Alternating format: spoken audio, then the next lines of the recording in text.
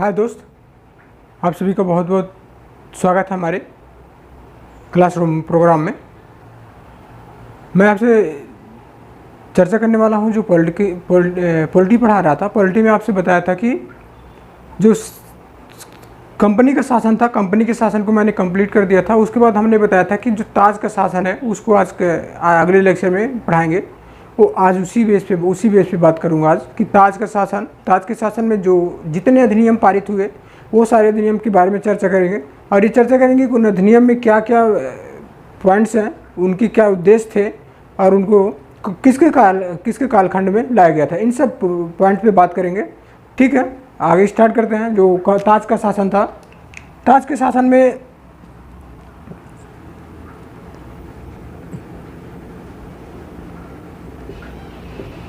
ताज का शासन इसमें आपको जो 1857 की क्रांति हुई थी, 1857 से लेकर के 1947 के बीच के जो पीरियड है, कालखंड है, इनके बीच में बहुत सारे परिवर्तित हुए, बहुत सारे अधिनियम पारित किए गए। इन अधिनियमों का कोई ना कोई रीजन होता था। उन अधिनियमों में जैसे आपका 1858 का मान लो, फिर 61 का मान लो, फिर 33 का, आपको उसी तरीके से 1919 का, 1909 का, ये सब जो अधिनियम थे इनका कोई ना कोई उद्देश्य होता था पारित करने का।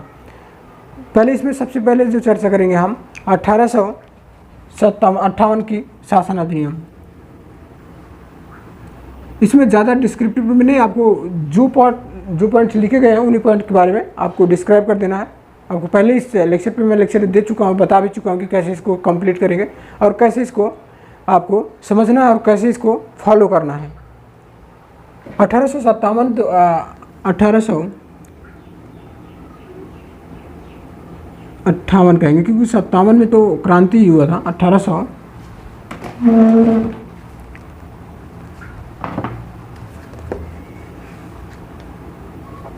का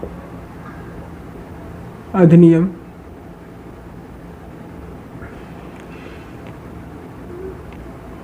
इसमें कौन सी मूर्ख बातें थी और इनका लाने का उद्देश्य क्या था। जो 1858 का अधिनियम है, इस अधिनियम को जब 1857 में क्रांति हुई, जैसे सिपाही विद्रोह के भी नाम से जाना जाता है, आप हिस्ट्री में पढ़ोगे, आप उसे कहते हैं कि सीमित क्षेत्रों में विद्रोह होने की वजह से इसको अलग अलग नाम दिया जाता है। फिर भी हमें यहाँ पर संवैधानिक दृष्टि से जो इम्पोर्टेंट पॉइंट है उसको पढ़ना है। हिस्ट्री में पढ़ेंगे क्यों हुआ था, कैसे हुआ था, कहाँ किन क्षेत्रों में हुआ था और इस पर कौन कौन लोग शामिल थे, इन बातों में हिस्ट्री में पढ़ेंगे। लेकिन हम यहाँ संवैधानिक दृष्टि से जो पॉइंट्स हैं उसको यहाँ पर चर्चा करेंगे। अर्थात ये जब 1858 का अधिनियम आया था, उसके पहले 1857 की क्रांति हो चुकी थी। सिपाही विद्रोह कैसे कहते हो आप, तो वो हो चुका था। उसमें बहुत सारे चेंजिंग हुए। तो वो चेंजिंग को वो जो चेंजिंग हुए, उन चेंजिंग को इसी अधिनियम के माध्यम से चेंज किया गया था। ऐसा क्यों किया गया था? जो अभी तक कंपनी का शासन हुआ करता था, कंपनी के शासन को समाप्त, जो ब्रिटिश ताज था, ब्रिटिश ताज अब क्या किया, 1857 की क्रांति में हुआ ऐसा कि भारत की बहुत विरोध उत्पन्न हुआ कंपनी के खिलाफ। तो ऐसा लगा ब्रिटिश सरकार को कि हमारी जो कंपनी है, कंपनी का सारा शासन वहाँ पर ध्वस्त हो जाएगा, अर्थात तो उसकी मान्यता ही समाप्त हो जाएगी और वहाँ के लोग विद्रोही प्रकृति के हो जाएंगे और वहाँ उसके जो शासन है समाप्त हो जाएगा। तो ब्रिटिश ताज इस बात पर दिमाग लगाया कि अगर ऐसा कर दें जो, और हाँ एक बात और जान लो कि यहाँ के कुछ लोगों का मांग भी था कि ऐसा कंपनी के शासन के बजाय हमें महारानी का शासन चाहिए, अर्थात हमें ताज का शासन चाहिए। जैसे ब्रिटिश सरकार अपने नागरिकों को सारी सुविधा, सारी हेल्थ सुविधा, सारी और स्कीम के माध्यम से प्रोवाइड करती, ऐसे भारत के लोगों को भी ऐसी सारी सुविधा उपलब्ध कराई जाए।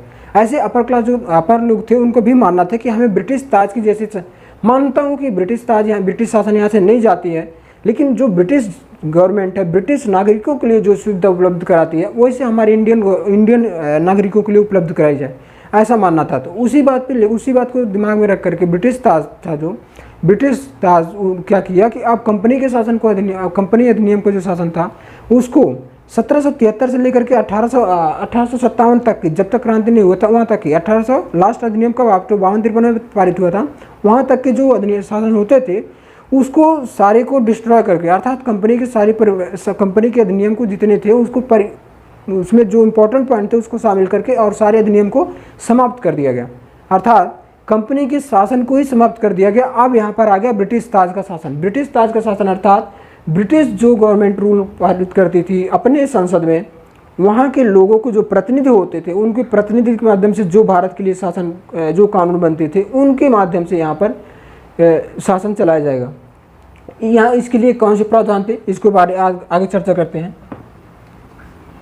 यहाँ पर सबसे मेन पॉइंट ये देखना आपको कि कंपनी के शासन को समाप्त कर, कंपनी के शासन को, जो कीवर्ड है कीवर्ड को ही लिखेंगे और बातें जो हम वोकैबुलरी बोल देते हैं आपको बहुत सारी बातें, तो उतनी बातों को लिख नहीं सकते। आप नोट करना तो नोट कर लो, जो मुझे जो की पॉइंट है की पॉइंट पे ही मैं लिख सकता हूँ। यहाँ पे कंपनी के शासन को समाप्त कर दिया गया।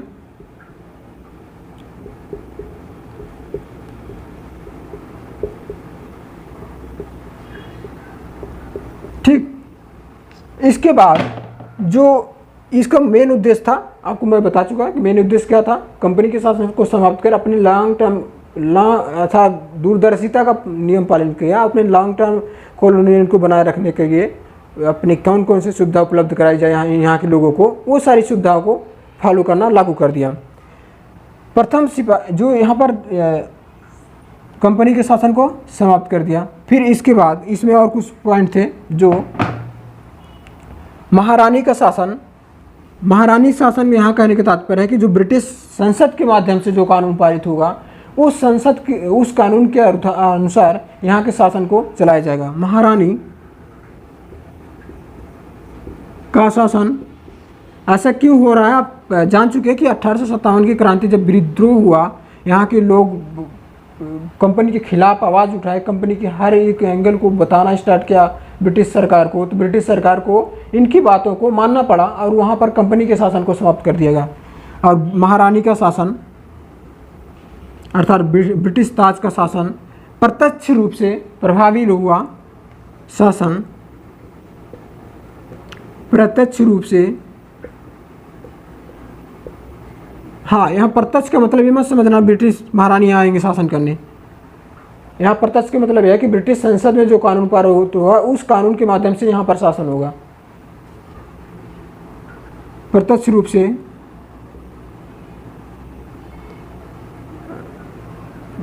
महारानी का शासन प्रत्यक्ष रूप से लागू हुआ, अर्थात यहाँ प्रत्यक्ष का मतलब है संसद के कानून, ब्रिटिश संसद के कानून। ठीक है, ब्रिटिश संसद के कानून के माध्यम से। और इसमें और परिवर्तित जो हुए, अब तक जो भारत का गवर्नर जनरल होता था, अब उसे गवर्नर जनरल ने कह करके अब उसे वायसराय कहा गया। इस नए अधिनियम में से, नए अधिनियम के अनुसार भारत के गवर्नर जनरल को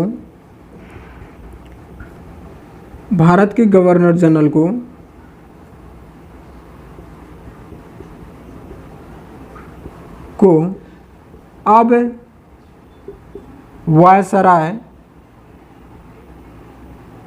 कहा गया।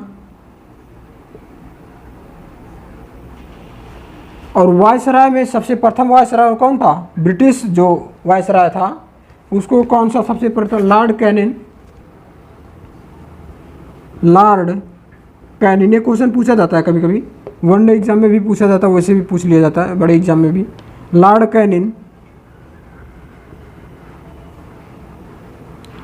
प्रथम भारत का प्रथम वायसराय था। भारत का प्रथम वायसराय।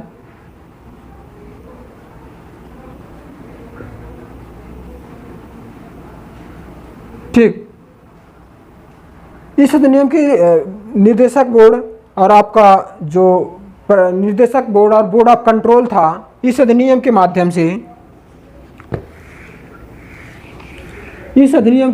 बोर्ड ऑफ कंट्रोल और निर्देशक बोर्ड था, जो बोर्ड ऑफ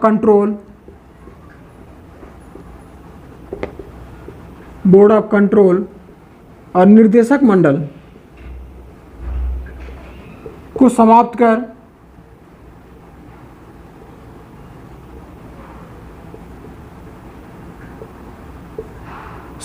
कर यहाँ पर आपको मैं पहले बता चुका था, पहले अधिनियम में, इससे पहले जो अधिनियम थे उसमें क्या करता था, इसमें निदेशक बोर्ड ऑफ कंट्रोल का गठन हुआ था। अब यहाँ पर जब ब्रिटिश ताज का शासन स्टार्ट हुआ तो निर्देशक मंडल, बोर्ड ऑफ कंट्रोल, इन सब बॉडी को समाप्त कर दिया गया, अर्थात द्वैध शासन की प्रक्रिया ही पूरी समाप्त कर दी गई। द्वैध शासन जो अब तक मैं कहता था वो यहाँ पर समाप्त कर दिया गया। द्वैध शासन समाप्त कर दिया गया।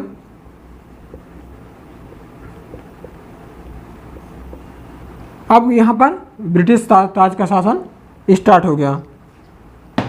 और ब्रिटिश ताज का जो शासन था, अर्थात ब्रिटिश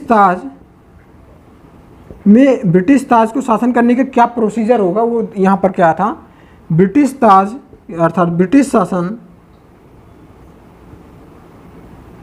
जो था एक प्रतिनिधि का नियुक्त किया। वो प्रतिनिधि कौन होता था, का नियुक्त,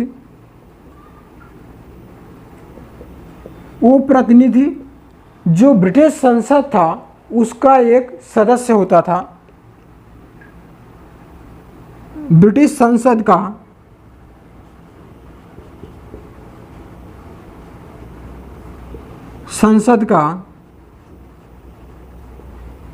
प्रतिनिधि हुआ करता था और यह प्रतिनिधि भारत के सचिव के रूप में जाना जाता था। प्रतिनिधि हुआ करता था और ये प्रतिनिधि भारत के सचिव के रूप में जाना जाता था। इसका वहाँ पर भारत के सचिव के रूप में जाना जाता था और इसी के माध्यम से पूरे भारत के शासन किया जाता था। और एक नए पद का जो सृजन किया गया था यहाँ पर, वो वायसराय का पद सृजन किया गया था।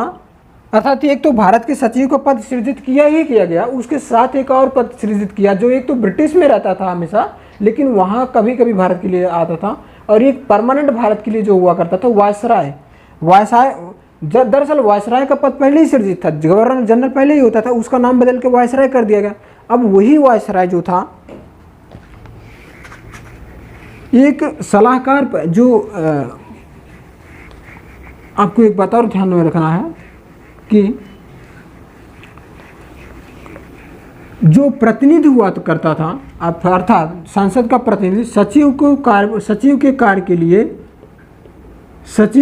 के लिए एक परिषद का गठन किया गया, सलाहकारी परिषद का गठन किया गया। ये सलाहकारी परिषद 15 सदस्यीय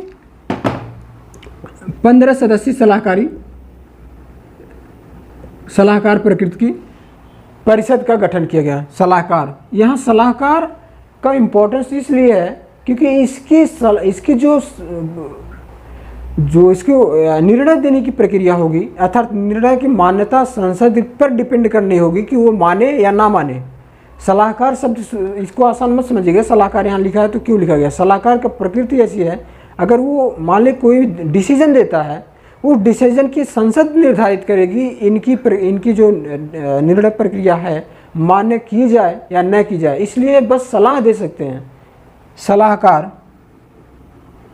आप अपने जब मैं टैग पढ़ाऊँगा या फिर आपको जो वहाँ पर ऑडिटर जनरल है वो अपने इंडियन के संबंध में आज के समय में वहाँ पर भी ऐसी सलाहकार प्रकृति का नाम आएगा, तो वहाँ पर ध्यान में रखना होगा कि सलाहकार जो निर्णय प्रक्रिया है उनकी जो निर्णय उनकी बाध्यकारी निर्णय होते हैं कि अगर गवर्नमेंट के लिए एक सलाहकारी प्रकृति की भूमिका निभाते हैं। ये बातें यहाँ पर भी इस चीज़ को रिपीटिंग है एक तरीके से, आप मैच करके यहाँ पर देख सकते हो।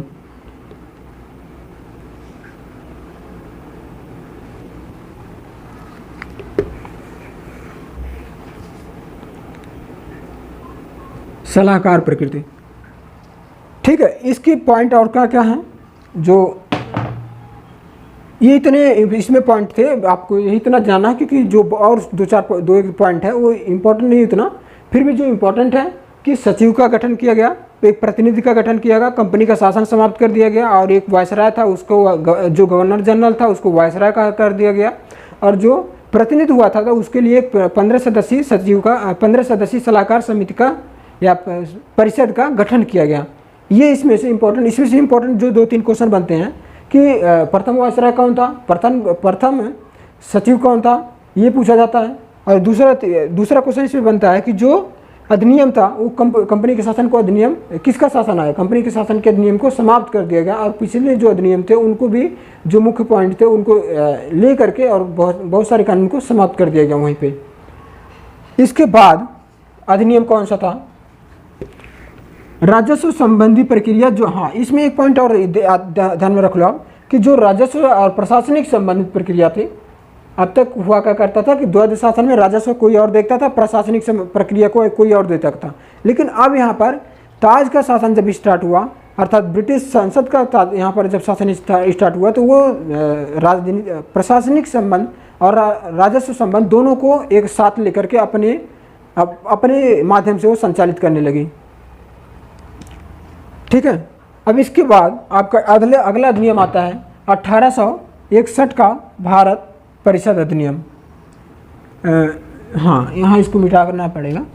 1861 का भारत परिषद अधिनियम, और इस अधिनियम को लाने का क्या तात्पर्य था, 1800 जो आपका 1858 का 1858 का भारत सरकार अधिनियम था, इसको लाने का तो उद्देश्य यही था कि विद्रोह हुआ, लोगों का बहुत सारे डिमांड करने लगे और ताज कंपनी के शासन को समाप्त करने की मांग उठी, और ब्रिटिश संसद को लगा कि यहाँ से मेरा सत्ता चला जाएगा, इससे अच्छा इनमें कोई परिवर्तित किया जाए, तो ब्रिटिश कंपनी के शासन को समाप्त किया और अपने शासन को स्टार्ट किया। उसका तो मेन मकसद था वहाँ पर लाना 1858 की भारत सरकार अधिनियम का।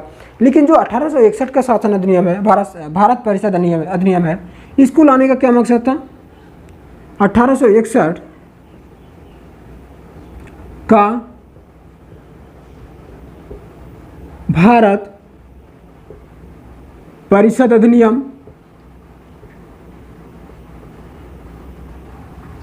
इसमें क्या बातें लिखी गई आप इसको देख लो। 1861 का भारत परिषद अधिनियम, दरअसल अब इसमें ब्रिटिश सरकार को लगा, यहाँ पर एक बात ध्यान में रखना है, कोई अब ऐसा लगने लगा ब्रिटिश सरकार को कि अब हमारे शासन को चलाए जाने के लिए भारतीयों का सहयोग लेना हमारे लिए आवश्यक बन जाएगा, क्योंकि अगर भारतीयों का सहयोग नहीं होगा, लोकल गवर्नमेंट लोकल बॉडी का सहयोग नहीं होगा, तो हमारे ताज के शासन को चलाना संभव नहीं हो पाएगा। तो अब आने वाले जितने अधिनियम हैं उन सारे अधिनियम में जो त्रुटियां करती आ रही थी गवर्नमेंट, ब्रिटिश गवर्नमेंट, उनमें अपने आप को बहुत बड़ा एक तरीके से लायबिलिटी या फिर हम कहें कि लोकतांत्रिक सरकार दिखाने के लिए, और हमें ये दिखाने के लिए मैं आपके लिए हितकारी हूँ, इन सारी बातों को शामिल करते हुए उसने भारतीयों का, अर्थात भारतीय जो लोग थे उनके लगभग जो उनके बहुत सारे बातों को मानने लगी, और उनको अपने केंद्रीय परिषद और अपने प्रांतीय परिषदों में जो सदस्यों का शामिल करना लगा, अर्थात अपने लंबे समय शासन कार्य चलाने के लिए लंबे समय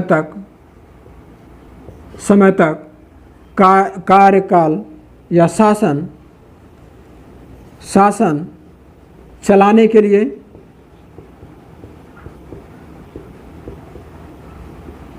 भारतीयों का सहयोग लेना शुरू कर दिया। और ये देखो अब तो और गड़बड़ हो गया, इसलिए क्योंकि अभी तक तो विद्रोह, अब तक तो हमें अपना दुश्मन का तो पता था कि हमारा दुश्मन ये है, कंपनी को मानते थे लोग, लेकिन जब आपका दुश्मन आपसे मिलकर ही आपको खाने लगे तो आपको बहुत सतर्क होना पड़ेगा, क्योंकि अभी तक तो डायरेक्टली हमें पता होता था कि ये हमारी शोषण करता है। बट अब यहाँ क्या कर रही है ताज का शासन कि आपको साथ मिल करके आपको ही नोचना स्टार्ट कर दे, आपका ही शोषण करना स्टार्ट कर दे, तो वहाँ पर ज़्यादा और सतर्क होने की आवश्यकता है। यहाँ पर वही काम हो रहा है। लंबे समय तक शासन करने के लिए भारतीयों को अपने साथ, अर्थात अपने परिषद में मिलाना शुरू कर दिया, अर्थात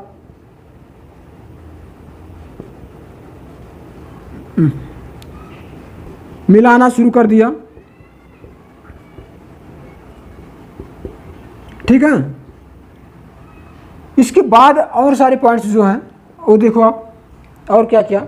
हाँ, इसी संबंध में 3 अधिनियम हम आगे पढ़ेंगे, जो आपका 1861 है, ये 1861, 1892, 1909। 1861 तो ये है ही, 1892, 1909, ये जो जितने तीनों अधिनियम जो हैं इसी संबंध में ज़्यादा विस्तार करने की प्रक्रिया को अपनाते हैं, अर्थात ज़्यादा विस्तृत रूप में ताज के शासन को भारतीयों के प्रति उदारवादी प्रकृति के दिखावा के रूप में ये अधिनियम लाए गए। 1800 जैसे 61 हुआ, 92 हुआ, 1909 हुआ। इसमें देखेंगे कि कौन सी प्रकृति उदारवादी कौन सी प्रकृति की दिखाई गई है, आगे लेटेस्ट में देखते हैं। जैसे अभी आप एक परिषद का गठन किया गया, जिसमें एक परिषद का गठन किया गया,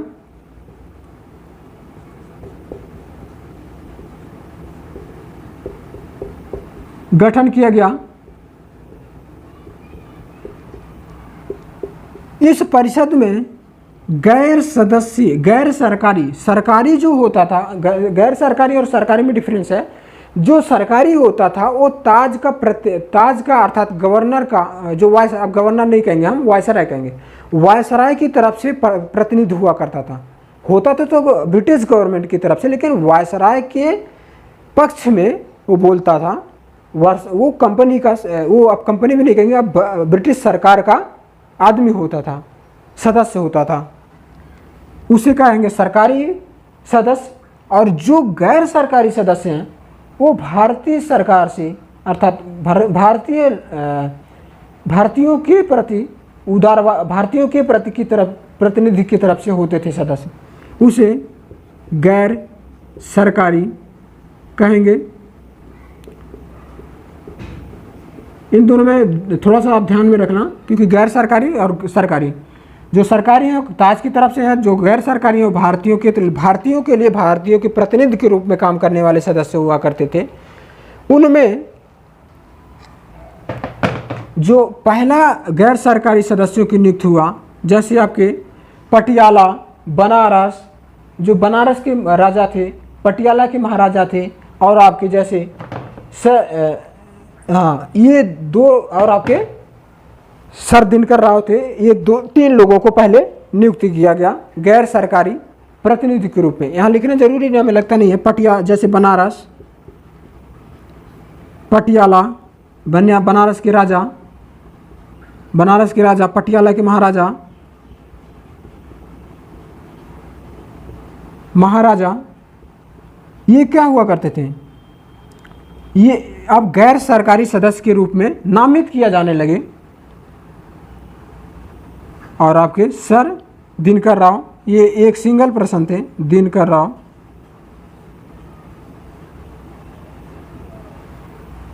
ये 3 प्रतिनिधि गैर सरकारी के रूप में नियुक्त किए गए वायसराय की परिषद में।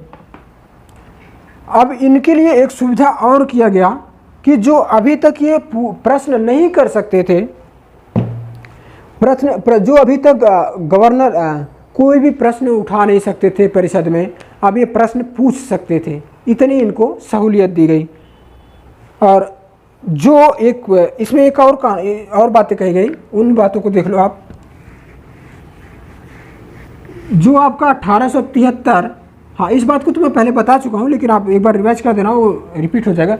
1773 से लेकर के 1853 तक का, अर्थात ये कहें कि 33 तक का, 53 तो लास्ट हो जाता है लास्ट में, लेकिन अगर 33 की बात करें तो और केंद्रीकरण की प्रक्रिया होगा। वो जो केंद्रीकरण की प्रक्रिया अपनाती थी गवर्नमेंट, ब्रिटिश सरकार कंपनी के माध्यम से, कंपनी के शासन के तहत से, वो उसमें विस्तारवादी प्रक्रिया अर्थात विकेंद्रीकरण की प्रक्रिया अपनाने लगी, और उसमें भारतीय सदस्यों को भी शामिल करने लगे। ये बात बता चुका हूँ, लिख भी सकते हैं आप। ये इसका की पॉइंट था इन 4-5 बातों, ये 4-5 बातें कि विकेंद्रीकरण की प्रक्रिया अपनाने लगी ताज का शासन, और भारतीय सदस्यों को शामिल करने लगी। उसमें 3 सदस्यों को शुरुआत में शामिल किया।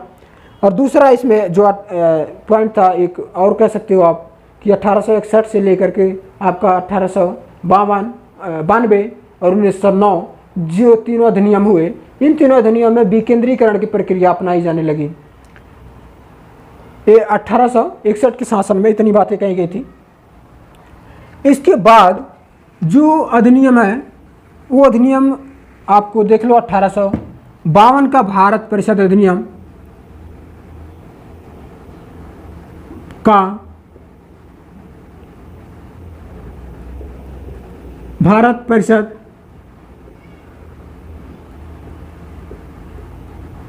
अधिनियम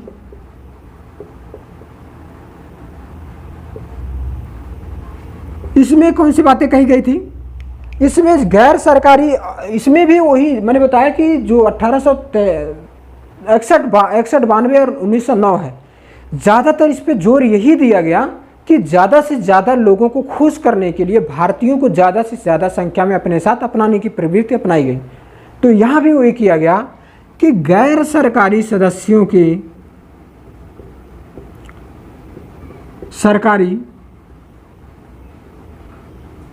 सदस्यों की संख्या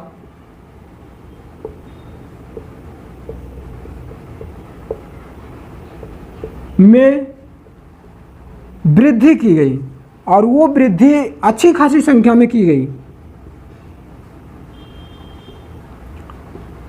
वो वृद्धि अच्छी खासी संख्या में की गई, अर्थात हम कहेंगे जो पहले 3 थे अब उनको 33, 34, 35 तक बढ़ा दिए गए, और कुछ समय बाद ऐसा आया कि उसको 100 तक भी बढ़ा दिया, 70-80 तक बढ़ा दिया गया। इसके बाद हाँ, इसमें एक बात रखना याद कि जो गैर सरकारी वो कहाँ बढ़ाई जा रही है? केंद्रीय परिषद और प्रांतीय परिषद।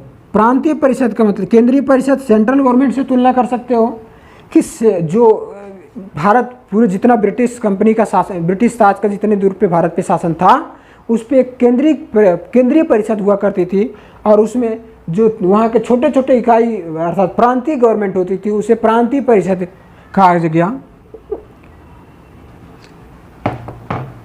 या हम इसे विधान परिषद भी कह सकते हो। जो प्रांतीय परिषद, हाँ, प्रांतीय परिषद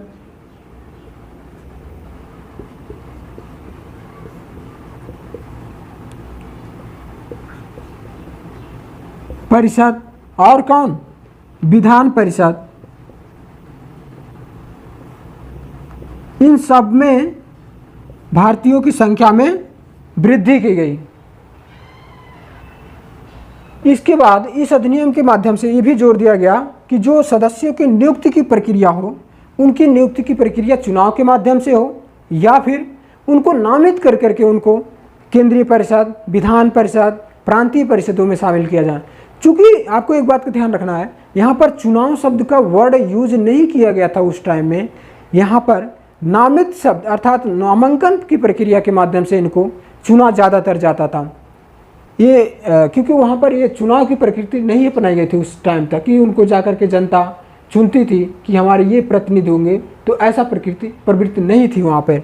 हाँ, ये ज़रूर था कि वहाँ पर कुछ लोगों के माध्यम से नामित करने का प्रावधान था कि हाँ, ये प्रांत है, इस प्रांत से इन व्यक्तियों को नामित कर दिया जा सकता है, उन नामित व्यक्तियों में से चुनाव कर लिया जाता था। ऐसी प्रवृत्ति को, ऐसे प्रकृति को अपनाया गया। ये 3 पॉइंट इस अधिनियम के थे। हाँ, अब ये बात और रखना, आप कहोगे कि पहले जो अधिनियम आते थे उसमें बहुत सारे पॉइंट होते थे, अब अधिनियम में क्यों पॉइंट? दरअसल अब वो संरक्षण के बजाय अब वो विकेंद्रीकरण की प्रवृत्ति अपना लगी, और ब्रिटिश गवर्नमेंट को अभी नहीं चाहती थी कि हमारे जो ब्रिटिश शासन है वो भारतीयों के लिए ज़्यादा एक तरीके से कहें कोई विरोध का कारण बने। इसलिए वो बहुत सारे अब ऐसे कानून का बनाना स्टार्ट कर दिया कि भारतीयों के लिए भारत के हित में हो, ऐसा दिखावा के रूप में। फिर भी वो तो जो शोषण करता होगा शोषण तो करेगा ही, बट अब यहाँ पर थोड़ा सा सुधार की प्रवृत्ति अपनाने लगी। और वो अब भी एक बात और ठान ली ब्रिटिश सरकार ने कि अब हमें जो भारतीय कानून है उसमें कोई बदलाव नहीं करना है। उसने एक बात का अनुभव किया कि जब हमने यहाँ के लोकल जो नियम कानून थे उसमें जब हमने बदलाव स्टार्ट किया तो भारतीयों का विरोध और ज़्यादा बढ़ता गया। जैसे हिंदू बिल को वहाँ के लोकल जो लोग थे उनके शादी की प्रवृत्ति या फिर विधवा विवाह या फिर हम कहें और सारे जो कानून थे, अर्थात यहाँ के लोगों के द्वारा बनाए गए जो कानून थे उसमें ब्रिटिश सरकार ने थोड़ा बहुत परिवर्तित करने का सोचा। तो उन परिवर्तित करने की वजह से ब्रिटिश गवर्नमेंट को बहुत सारा खामियाजा उसका भुगतना पड़ा। और उसी बात को सीख ले करके ब्रिटिश गवर्नमेंट ने बात अपनाना स्टार्ट कर दी कि यदि हमें वहाँ पर शासन करना है तो वहाँ पर शासन करने के लिए लोकल नियमों को जैसा का तैसा बने रहने देना है। उसमें परिवर्तित या कोई बदलाव या परिवर्तित या समाप्त करने की कोई हमें काम नहीं करने हैं। इस पर वो काम करना ही बंद कर दिया कि अगर मान लो यहाँ के इंडियन कानून कोई गलत भी है तो उसे देख कर के आंख मूंद लेना है, उससे कुछ भी नहीं बोलना उस पर। अब तक जो 1857 की क्रांति थी उसके पहले तक उस पर अग्रेसिव प्रकृति की प्रवृत्ति अपनाती थी गवर्नमेंट।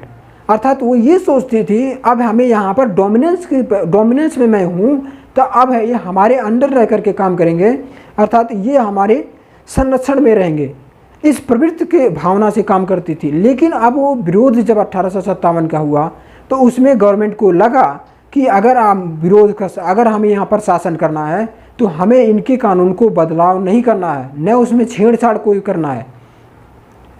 क्योंकि जनता का इमोशन जो था अपने जो पुराने कानून के प्रति ज़्यादा था, ब्रिटिश रूल्स के प्रति कम था। और जो पुराने कानून उनके बने आए थे उस कानून में बदलाव होने की वजह से जो स्थानीय लोग थे उनको लगने लगा कि ये हमारे खिलाफ है कंपनी, ये हमारे खिलाफ काम कर रही कंपनी। जिसको नहीं भी समझता वो भी कंपनी के खिलाफ विद्रोह में शामिल होने लगा।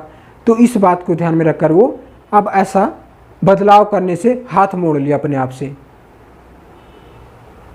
ठीक, ये बात आपको समझना यहाँ पर बेसिक कॉन्सेप्ट के रूप में। यहाँ इससे क्वेश्चन नहीं बनता ज़्यादा, इससे अगर बने तभी है तो वो डिस्क्रिप्टिव रूप में बनता है। कोई एक तरीके से हम कहें कि लॉजिकल क्वेश्चन बनाए जा सकते हैं, लेकिन इसको समझे बिना आप इस क्वेश्चन को सॉल्व नहीं कर सकते हो।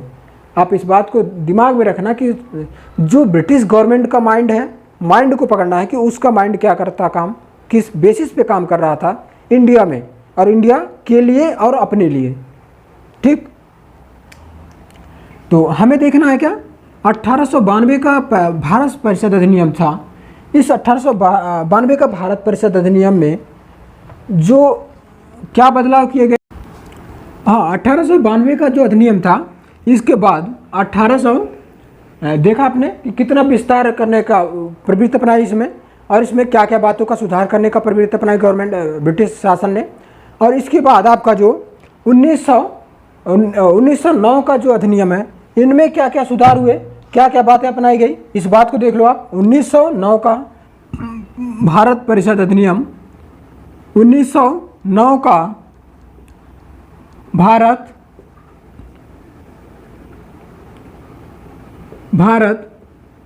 परिषद अधिनियम, इसमें क्या क्या बातें लागू की गई और क्या क्या कहा गया आप ये देख लो। जो 1861 का हो, 1892 का हो, उन्हीं बातों को ध्यान में रख करके यहाँ भी थोड़ा बहुत आगे काम भी कर जा रहा है। इसमें जो संख्या केंद्रीय परिषद, प्रांतीय परिषद, विधानसभा, विधान परिषद, इन सब में संख्या तो बढ़ाई गई, 3 गुना तक कर दी गई, 3 से 4 गुना तक कर दी गई, संख्या बढ़ाई गई। इसके बाद इसमें और क्या बहुत इंपॉर्टेंट इसके लिए काम किया गया, जो इस समय मार्ले मिंटो सुधार कहते हो आप। मार्ले मिंटो, मार्ले कौन थे ये जान लो आप, और मिंटो कौन थे ये जान लो। फिर इसके बाद इन्होंने काम क्या किया किस स्तर पे काम किया है उसको जान लो आप।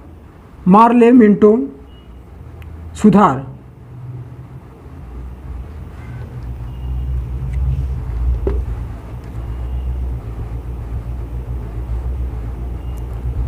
मार्ले मिंटो सुधार बोला जाता है या फिर हम कानून कह सकते हो। मार्ले मिंटो जो मार्ले थे ये क्या थे? मार्ले आपके वहाँ के जो भारत राज्य सचिव हुआ करते थे, मार्ले भारत के राज्य सचिव।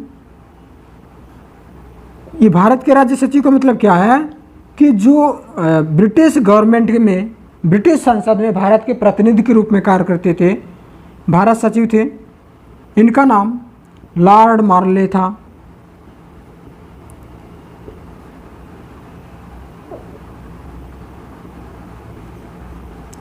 लॉर्ड मार्ले हुआ करते थे। और इसके मिंटो जोन थे, ये भारत का वायसराय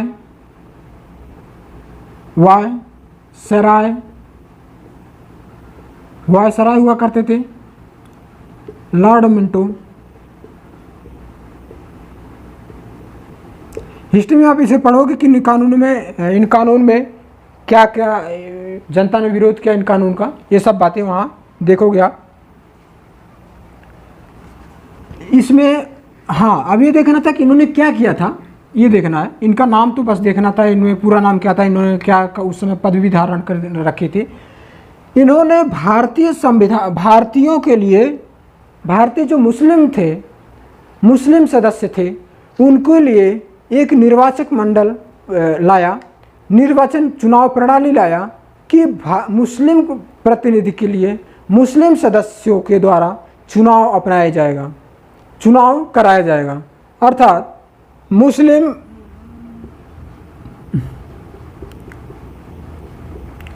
जो सदस्य थे, मुस्लिम जनता, या हम कहें मुस्लिम जनता के लिए मुस्लिम जनता के लिए अलग निर्वाचक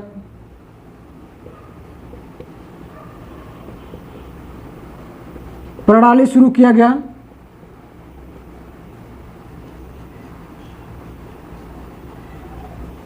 अलग निर्वाचन प्रणाली शुरू किया गया।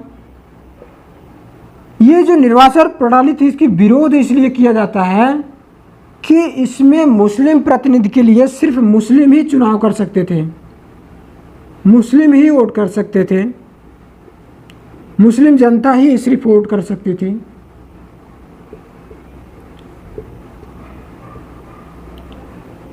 जनता ही सिर्फ वोट कर सकती थी। और यही एक कारण भी बना, बहुत आगे चल के बढ़ा, या वोट कहें या वोट कहें, वोट कर सकती थी।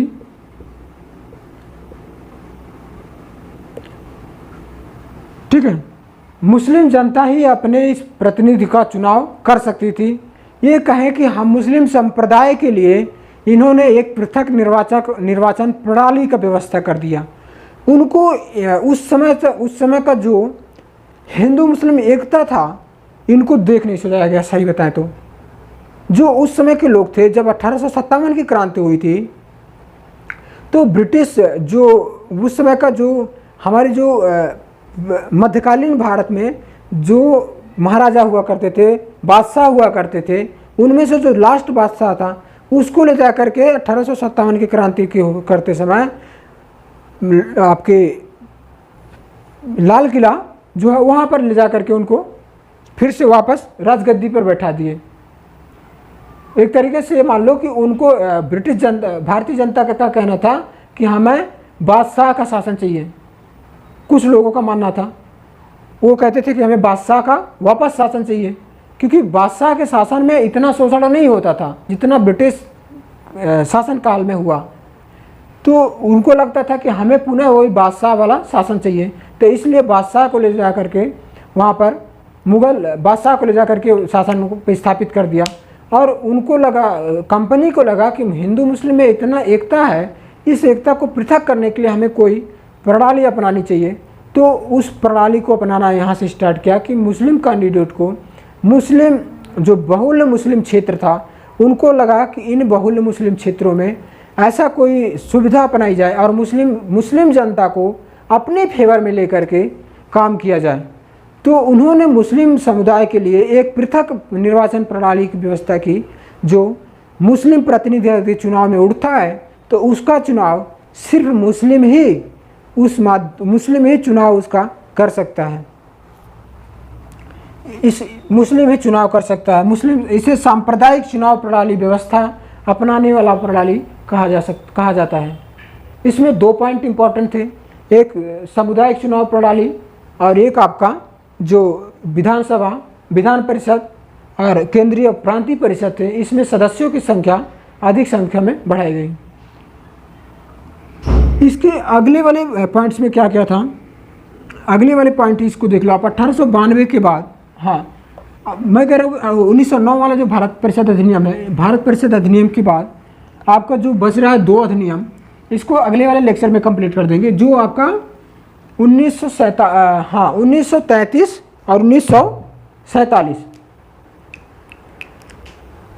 हाँ आपका जो 2 अधिनियम और दो कानून है, उसको अगले वाले लेक्चर में आपको कंप्लीट कर देंगे। आप कहेंगे कि इतना, हमारे 3 लेक्चर में मैंने, देखो बेसिक कॉन्सेप्ट देखो, 45 मिनट के 3 लेक्चर, और अगर मैं पढ़ाता इसको 1 लेक्चर में तो हमें लगता है 1.5 से 2 घंटे, और 45 दूना 90, कितना हुआ 90 में 190 मिनट, सॉरी 90 मिनट हुआ, अर्थात 1.5 घंटा। और उतने ही आपका इसमें अगर मैं सिंगल लेक्चर में कंप्लीट करता तो भी उतने समय लगा। तोड़ पढ़ाने का मतलब ये था, अगर तो थोड़े पार्ट में कर करके आपको भी समय, आपको भी अच्छा लगे और जो इंटरेस्टिंग के साथ पूरे एनर्जी के साथ पढ़ी जाए, ऐसा करना मेरा तर्क था। इसलिए मैंने इसको तोड़ के पढ़ाया। और अगले वाले भाग को जो 2 अधिनियम और 2 कानून है, उसको पढ़ लेंगे अगले वाले लेक्चर में। बहुत बहुत धन्यवाद, यहाँ पर समाप्त करता हूँ मैं। आप जुड़े रहिए हमारे साथ, बहुत बहुत धन्यवाद। जय हिंद, जय भारत, नमस्कार।